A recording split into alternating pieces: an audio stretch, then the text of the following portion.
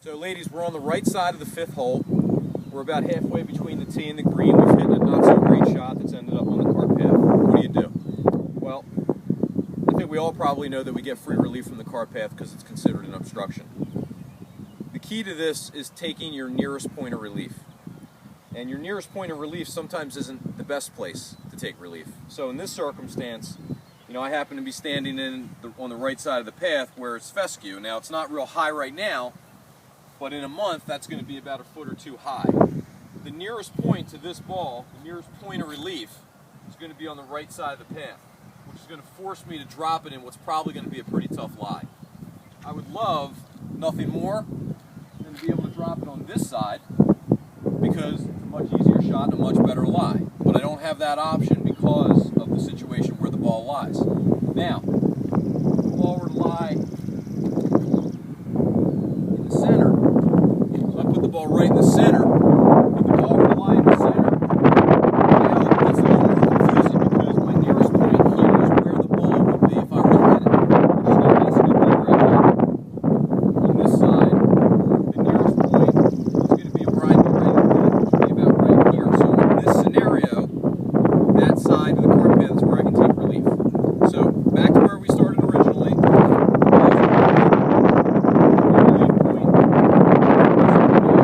Once I find my relief, I put a tee in the ground where my club is, and then I can go one club length from that, no closer to the hole without penalty and drop.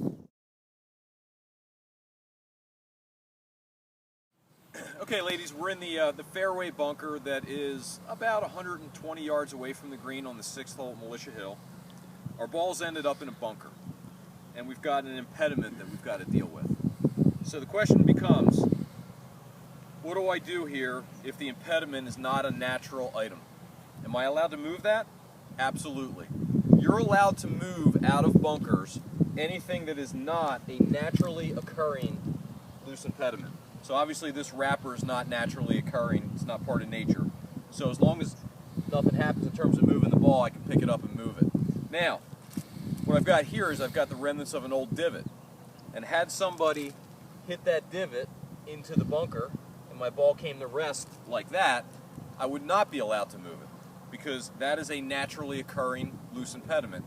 Things like sticks or leaves, those are things that you can't touch. But if it's not natural, like it's a wrapper or maybe it's the core of an apple that somebody ate, brought from the clubhouse and ate it and dropped the core of the apple in the bunker, those things you can move. What did you do?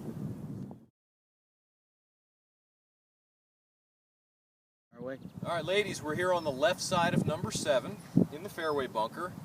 I hit an absolutely horrendous shot and I got an even more horrendous lie. My ball became plugged just under the lip of the bunker, but in the bunker.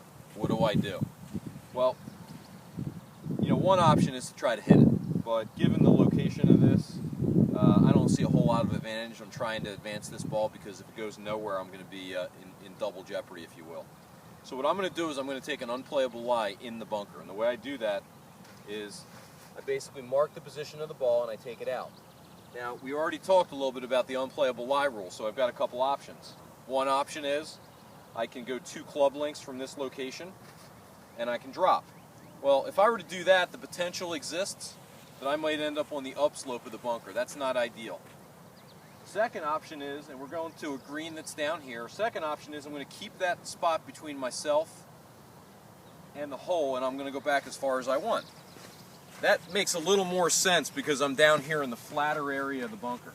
So what I'm going to do is I'm going to take my drop here because my advantage is a little bit greater taking my drop in this location.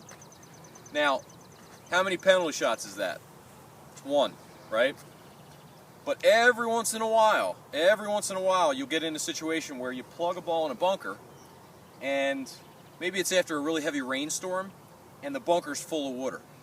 Now what do you do? Well, you're going to take a penalty for taking your ball out of the unplayable lie, right?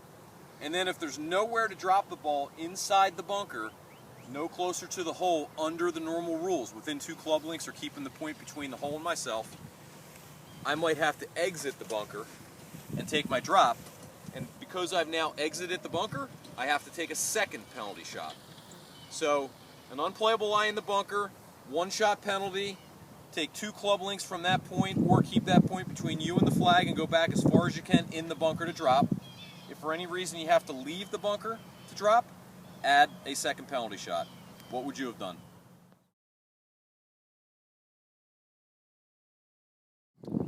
All right, ladies, we're left of the 8th hole at Militia Hill.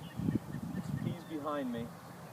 In all honesty, we hit an absolutely horrendous shot, and we pulled it left, and it's ended up on what is basically a nursery area / nursery putting green.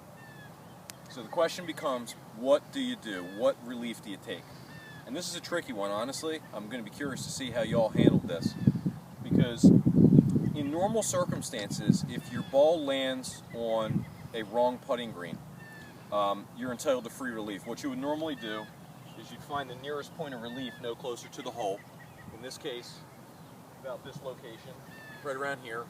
Take a club length and drop. That's in normal circumstances. But the rules are pretty specific. They speak about putting greens or practice greens, but they don't say anything about a nursery. So even though what we're looking at here looks like a putting green, by the rules definition, it's not. So therefore, if your ball ended up in this location and you took relief, you actually would be penalized for playing from a wrong location. In this case, you're not allowed to take relief because this is not defined by the rules as a regulation putting green or a practice putting green. What did you do? All right, ladies, we're on the tee at number 9. Judging by where all these shots have ended up, you know that I'm playing terribly, and I'm just not paying very close attention now. Kind of lost interest, actually. And I get up, and I put my ball on the tee, and I line up, and I make my swing. And then Reed, who I'm playing with, and who is our astute cameraman, notices that I played the shot from in front of the tee markers. What do I do? Well, there's a bunch of different ways this could play out. So the way it normally plays out is if you hit a tee shot and you're playing in stroke play and you play from in front of the tee markers and somebody notices it after the fact and says something to you, what are you going to do? You're going to replay it, but you're going to have to add 2-shot penalty. That's what the penalty is in stroke play for playing from in front of the tee markers. If you get down to your shot that you played and you don't realize that you had done it, or maybe you're playing somebody who's playing games with you, and they decide they'll wait until they get out there to tell you, and you say, you know what, I'll just take my 2-shot penalty, I'll add it to my score, and we'll go in. Well, unfortunately, if you don't correct the penalty before you tee off on the next hole, you'd be disqualified. If you tee off from in front of the tee markers, and you don't correct it in stroke play before you tee off on the next hole, you're going to get DQ'd. How did you handle it?